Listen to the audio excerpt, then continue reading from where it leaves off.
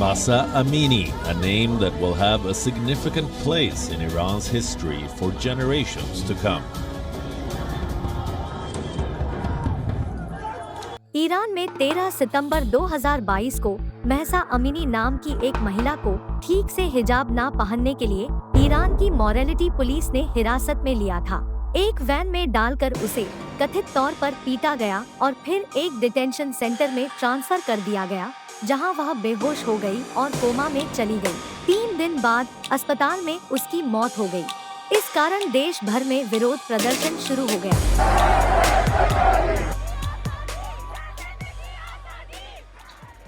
बढ़ते प्रदर्शन को देख ईरान सरकार ने देश में इंटरनेट बंद कर दिया। पिछले 3 महीनों में उसकी मौत का विरोध करने वाले लोगों के सैकड़ों सोशल मीडिया पोस्ट सामने आए हैं, जिनमें महिलाओं के बाल काटने के वीडियो भी शामिल है।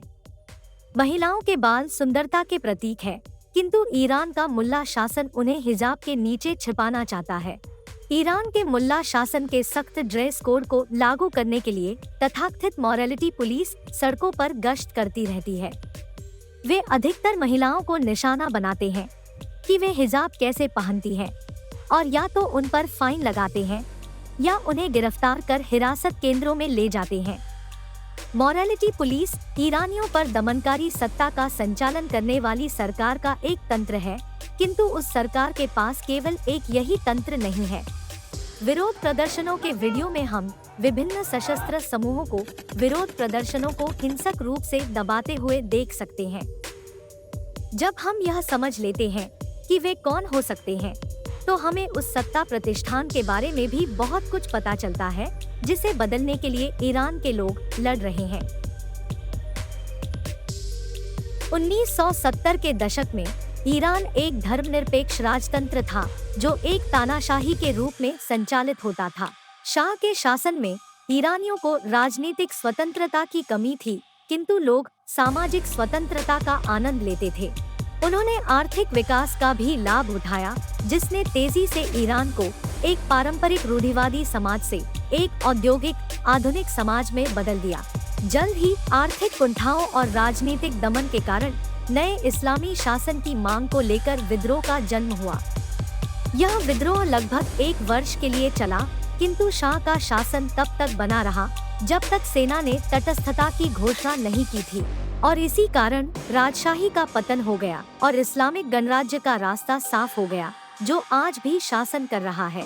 किंतु सेना की वह तटस्थता जिसने इस्लामी शासन को सत्ता में आने दिया, वह इसकी भी सबसे बड़ी कमजोरियों में से एक थी।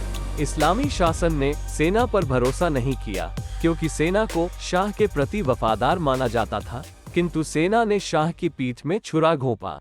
अपनी रणनीति को सबल बनाने के लिए इस्लामी शासन ने अपना एक सशस्त्र बल बनाया, जिस पर वे सेना से कहीं अधिक भरोसा कर सकते थे। इस्लामी शासन ने पुरानी सेना को सुप्रीम लीडर के शासन के तहत रखा, किंतु अपना एक इस्लामिक रिवॉल्यूशनरी गार्ड कॉर्प्स नामक अलग सैन्य समूह बनाया। ईरान इराक के लंबे युद्ध में इस समूह की महत्वपूर्ण भूमिका थी। रिवॉल्यूशनरी गार्ड ने इराकी सेना को पीछे धकेलने की कोशिश में महत्वपूर्ण भूमिका निभाई, और उसके बाद वे उस राजनीतिक पूंजी को आर्थिक प्रभाव और राजनीतिक शक्ति में बदलने में कामयाब रहे।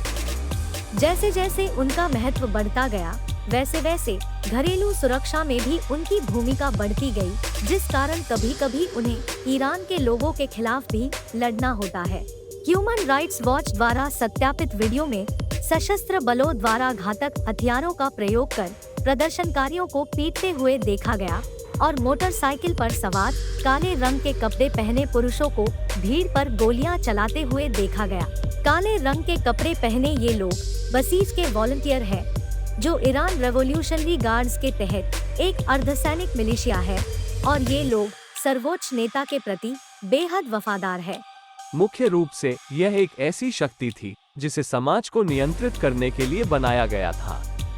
सितंबर में एमनेस्टी इंटरनेशनल ने कुछ ऐसे दस्तावेजों को प्राप्त किया, जिसमें दिखाया गया था कि प्रदर्शनकारियों को गंभीरता से कुचलने के लिए सशस्त्र बलों ने अपने सैनिकों को निर्देश दिया था और एक स्थानीय कमांडर ने सुरक्षा बलों को बेरहमी से मुकाबला करने का आदेश दिया था, फिर चाहे प्रदर्शनकारियों की मौत ही क्यों न हो जाए।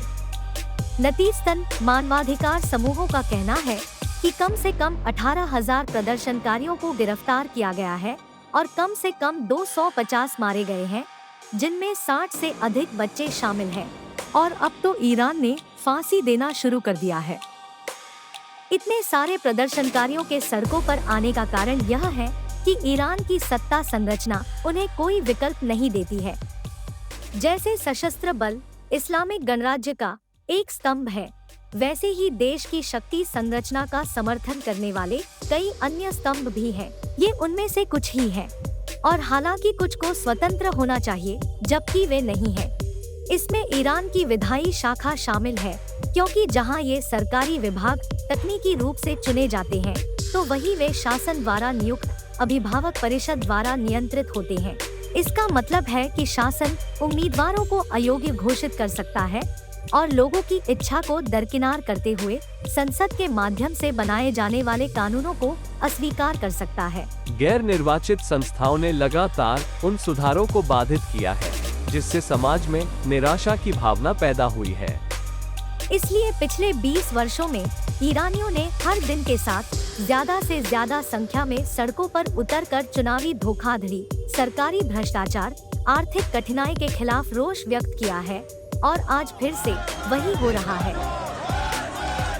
अमीनी की मौत के तुरंत बाद उनके अंतिम संस्कार का एक वीडियो वायरल हो गया।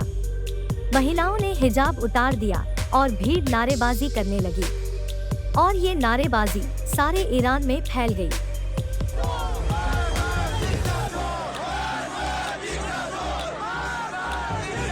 आमतौर पर ईरान में पिछले 10-15 वर्षों में विरोध प्रदर्शनों का ये पैटर्न रहा है कि वे अक्सर बहुत अधिक संकीर्ण उद्देश्यों या मांगों के साथ शुरू होते हैं।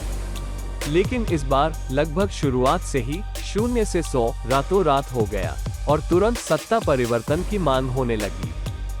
लेकिन वे जिस व्यवस्था को बदलने की कोशिश कर रहे हैं, वह विद्रोह को दबाने और शीर्ष पर सत्ता की रक्षा के लिए बनाई गई थी।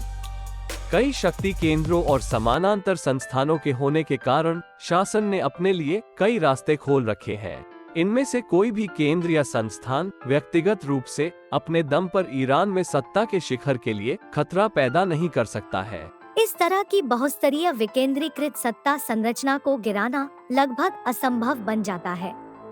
सच्चाई ये है कि अब व्यवस्था में भीतर से सुधार की कोई उम्मीद नहीं है और इसने एक ऐसी स्थिति पैदा कर दी है जिसमें ईरानियों की युवा पीढ़ी तेजी से यह मानने लगी है कि उनके पास खोने के लिए कुछ नहीं है। अधिकांश प्रदर्शनकारी युवा ईरानी हैं, जो क्रांति के बाद पैदा हुए थे और उन्हें एक ऐसी प्रणाली विरासत में मिली थी जिसकी उन्होंने मांग नहीं की थी।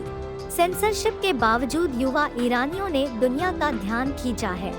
स्कूली छात्राएं खुद को सर्वोच्च नेता के चित्रों की जगह नारी, जीवन, स्वतंत्रता शब्दों के साथ फिल्मा रही है, अपने हिजाब को आग लगा रही है और अपने स्कूलों से सरकार समर्थक शिक्षकों को भगा रही है।